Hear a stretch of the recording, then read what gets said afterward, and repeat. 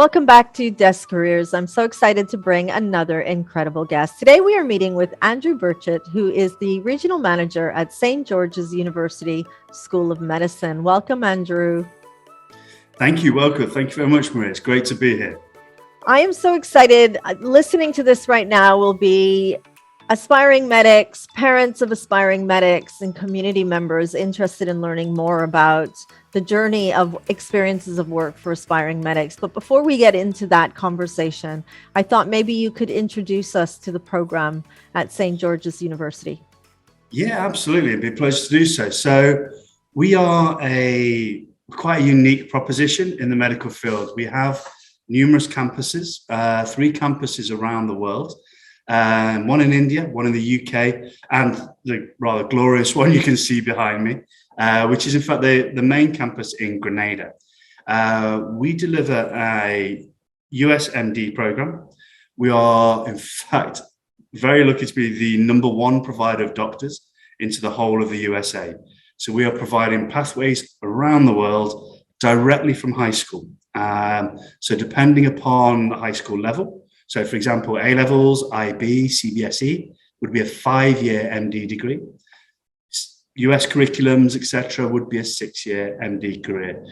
And it's directly into residency. So we are doing some incredible things with tiny, tiny class sizes as well. Only 8 students per class. Amazing. And just to give a young person more of an insight into the journey from secondary school, what would they need to provide academically in order to be a competitive candidate? Certainly. So again, depending upon the school system, with A-levels, well, one thing that is the same across all systems, we need those sciences.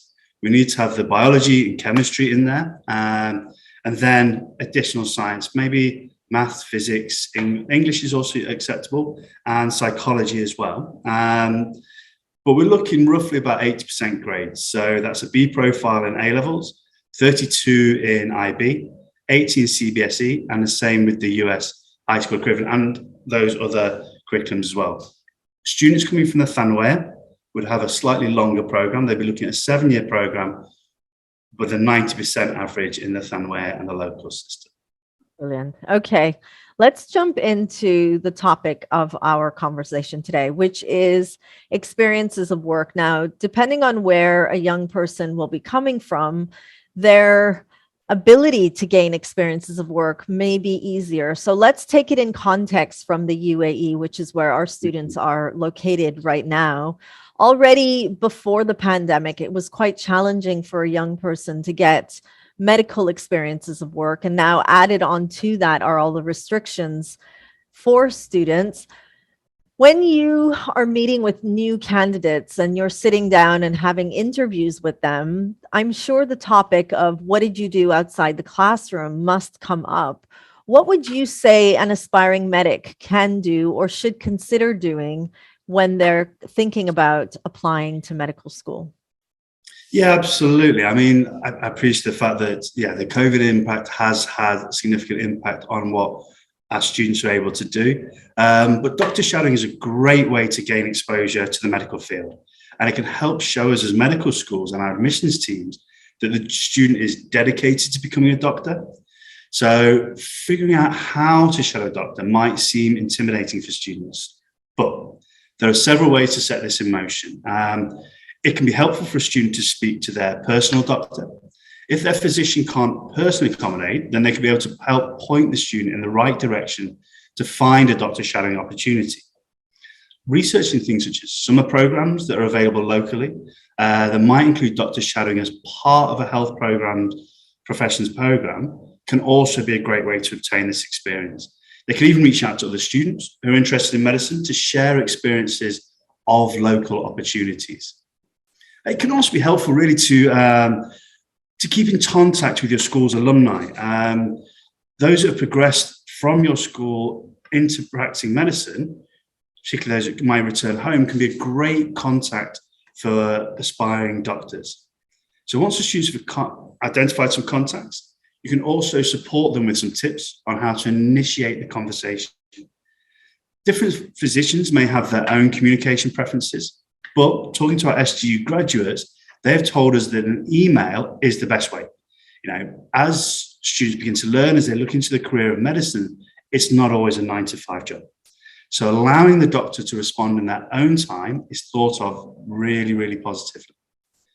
And students shouldn't forget to share their rationale, explaining why they're interested in medicine and being clear about what they want to shadow the specific physician they're contacting. That's extremely important. So taking the time to make a thoughtful, personal request rather than sending a generic note that has been copied and pasted can go a long way. Many students also ask physicians they've shadowed to pen a letter of recommendation. At SGU, the Faculty Student Selection Committee will accept up to 5 letters of recommendation, but 2 are mandatory. Letters from science professors are preferred, but a candidate for admissions may obtain letters of reference from other professors, supervisors, or someone who can speak knowingly about the candidate's ability. So this will ensure success in medical school. However, not everyone can access doctor shadowing in person, and they may need a transition to a virtual experience. Looking for online webinars include doctor shadowing, a great way to help students gain valuable insights on their future careers in medicine.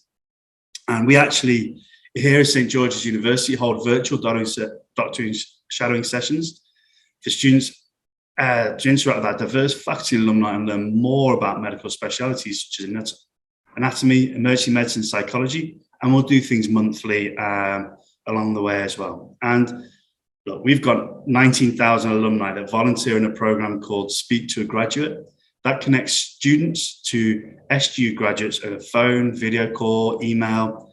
So this, again, could be a great chance for those guys to speak to an aspiring medic and engage directly with a healthcare professional and explore virtual opportunities with them and hear about their experience with doctor shadowing. Wow, that is quite a lot to really take in. What I'm taking away from that is collaboration with other peers and fresh graduates. Whenever I speak to a young person applying to medical school or to a competitive program, there's always that fear of competing with their peers. But is that really the case? Is that something that young people should be thinking about? Is it as competitive as that, or should they really be collaborating with their peers and trying to help each other? I think they should focus on, their own application is key. We will look at each student as an individual. So always focus on you, not what others are doing. So collaboration is great. And as students progress through their journey, they will find that they will learn as much from their peers as they do from their professors. And this will build and help them grow. And as I mentioned before, it opens up pathways and doorways that they may not have known about before. So doctor shadowing, volunteering experience and things along those lines as well. That's part of the wider community. Medicine and medical education is part of a big community. And we always encourage our students to be collaborative and work together towards that. What would you say are some of the biggest taboos that you've seen young people do when they're applying to be aspiring medics?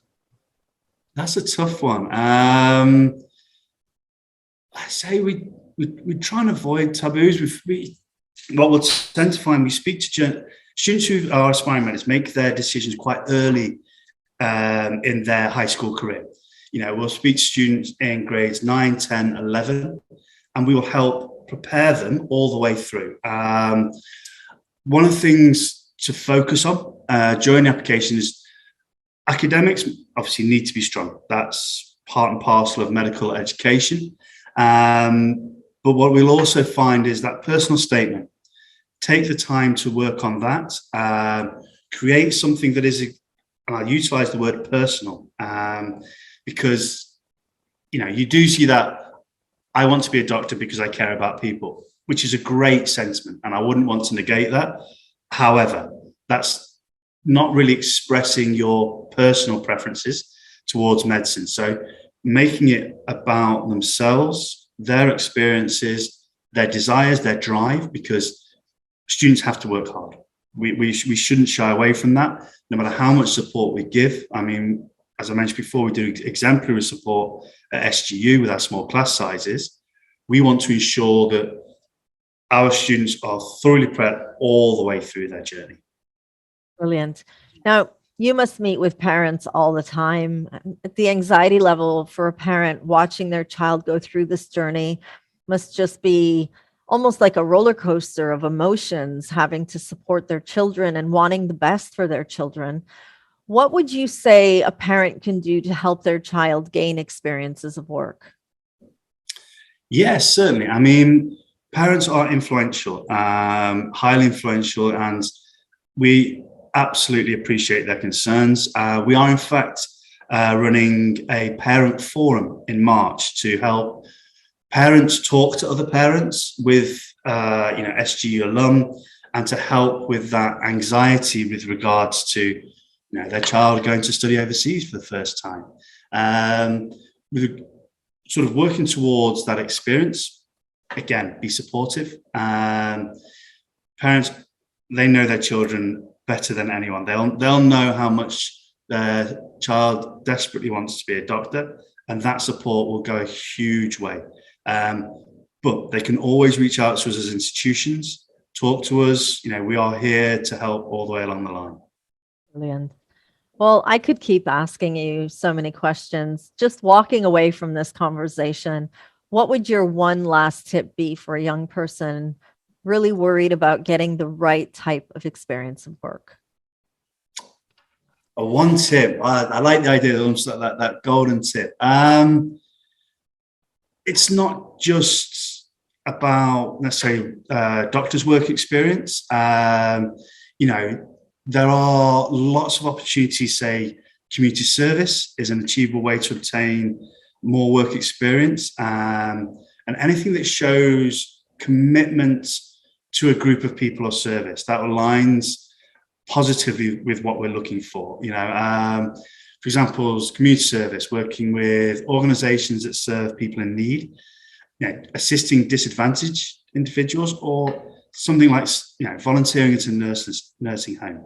I mean, there really are countless organizations that are dedicated to helping disadvantaged individuals that students can reach out to. Non-profits that serve free meals, source amenities, deliver supplies to families in need. These opportunities fall under the non-medical category, but as we mentioned, there's sometimes access to doctor shadowing is difficult. This is another fantastic way to, show that students, they're passionate about caring. They're showing empathy, compassion, commitment, and motivation. And other skills that we will look for. If you're working within these groups, you're exhibiting a huge amount of maturity. You're going to have strong communication skills, and you can be working in broader teams across varying ages and that sort of experience. And there's a certain amount of curiosity really to those that want to become doctors. So they're showing dedication at an early stage, and that curiosity and that interest in the big medical picture is excellent. And sensitivity. If you're volunteering, for example, at key times, a lot of the time, students are still volunteering in their final years whilst they're working hard towards their qualifications. That shows huge amount of commitment and openness that we're looking for. And every school in medicine, including SGU, is looking to offer acceptance to those we believe will make a successful medical student. So that, of course, means, excellent practicing physicians after graduation. So starting your journey early, showing all those facets to your personality, brilliant. As I say, it doesn't always have to be doctor shadowing, but, there are ways that you can show who you are to us as institutions, and that's really vital.